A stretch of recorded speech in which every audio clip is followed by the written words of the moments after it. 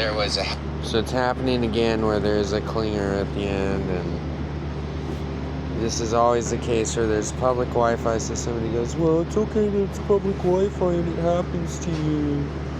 It's okay, don't worry about it. And there's something about people walking around these days, and when they ask you for the last bit of your cigarette, they don't say, hey, can I have the last bit of your cigarette? Can I have the last couple drags of your cigarette? This is a drag that you're almost out of cigarette, you know? They say, let me get your shorts. Isn't that weird?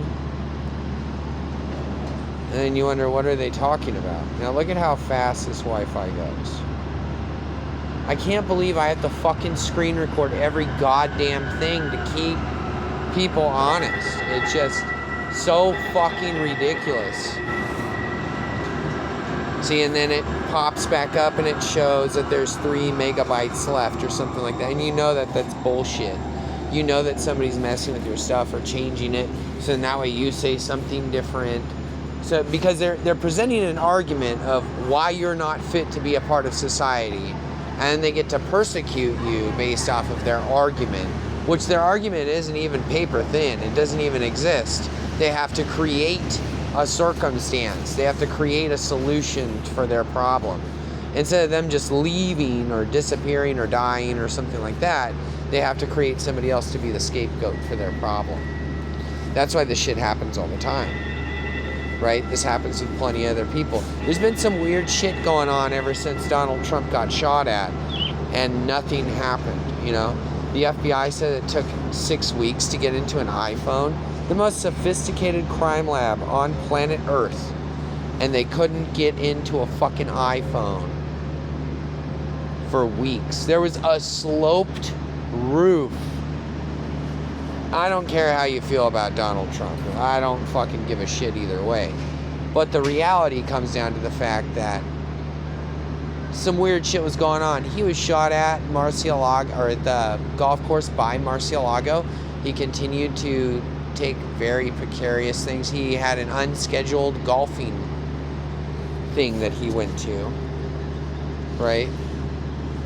And he gets shot at there, and the dude is a left-wing extremist who admitted to the FBI. His name was Ralph, and he sent a letter saying how sorry he was that he missed. Now, this is before he goes to shoot at Donald Trump at a golf course that Donald Trump didn't tell anybody he was going to, except for one other dude, right?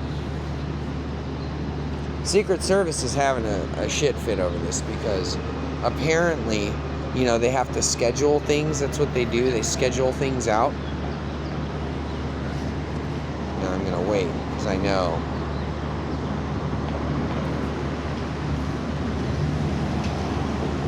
So when you take that into account, there's some weird shit. So was Donald Trump even alive? Because some of that doesn't make sense, you know. I mean, if somebody's dead, you can make up all sorts of stories.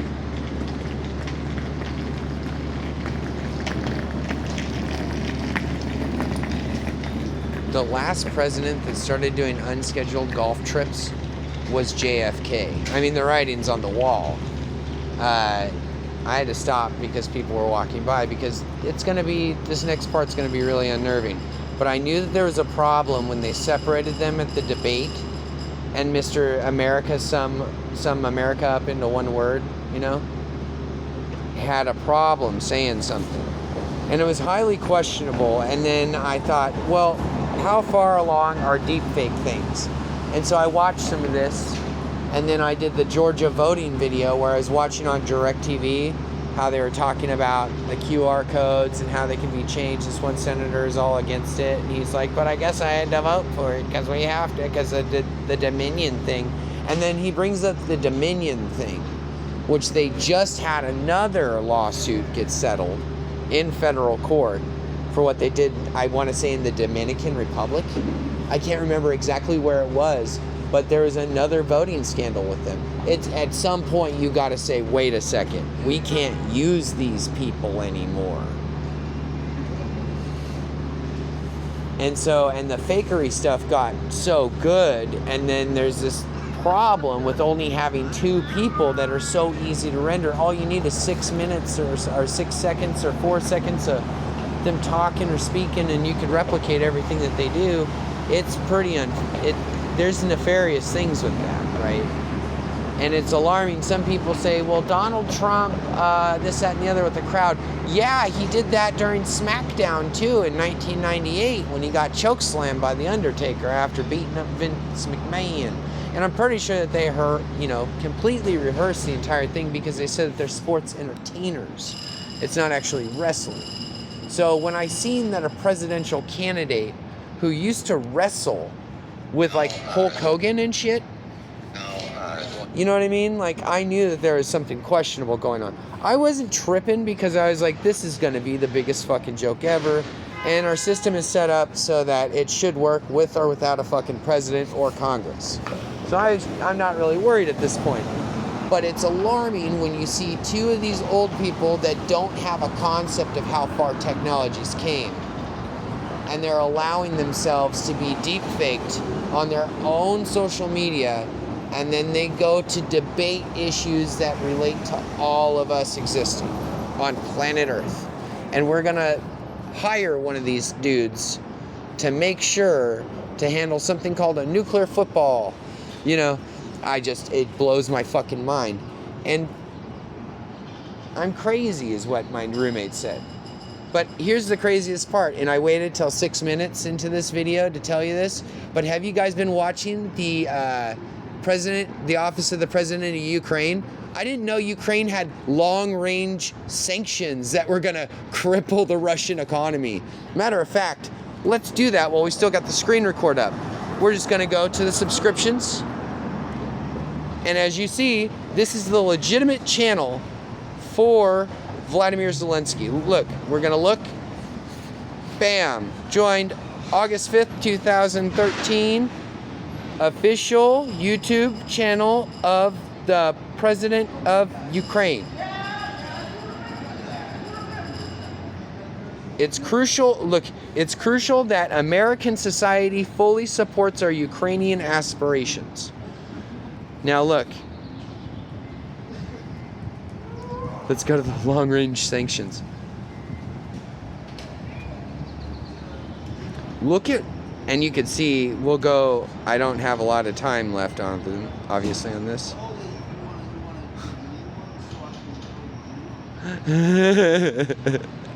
Look at this. Look, Russia must have less money, but they're gonna sell all their oil, dude. But look, this is what, and thousands of people, some of these videos get, look, 10,000, 18,000, 21,000. Look at this. Look. And this could all be, and you know why I can say that? Because let's go back to this. And we're just going to watch a brief moment of this, because maybe I'm seeing completely different videos than what everybody else does. Because that's possible to localize somebody by their IP address or their MAC address and make it so they see entirely different videos than you. So let's go here. 24-го року Канада, Норвегія та Україна започаткували спільні зусилля для того, щоб розробити втілення програми формули миру з 10 пунктів України, розробивши спеціальні робочі групи в Києві. З того часу ми багато чого зробили для того, щоб звільнити військовополонених і повернути депортованих дітей, які утримувалися Росією. Жалю до жертв. Тому ми повинні, можна зробити те, щоб люди, які постраждали від військових дій, мали змогу відновити своє здоров'я. Будемо працювати по конструктивній шляху, який принесе в регіон мир, спокій і безпеку. Дякую вам.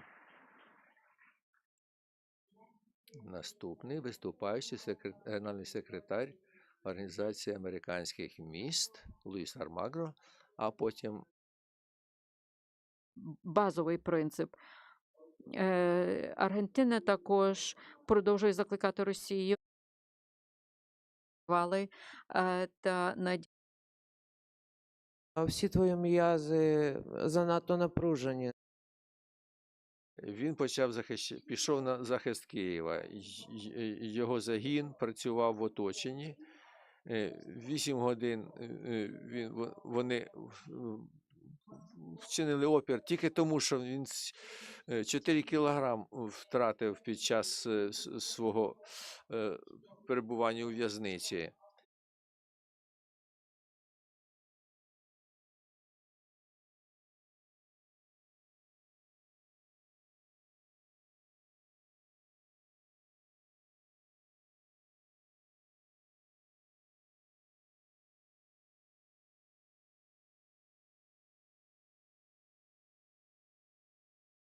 Гуманності, і які вони скоїли чи нанесли збитки для українського народу. Ми повинні засудити цю агресію Росії, тому що I fucking rest my case.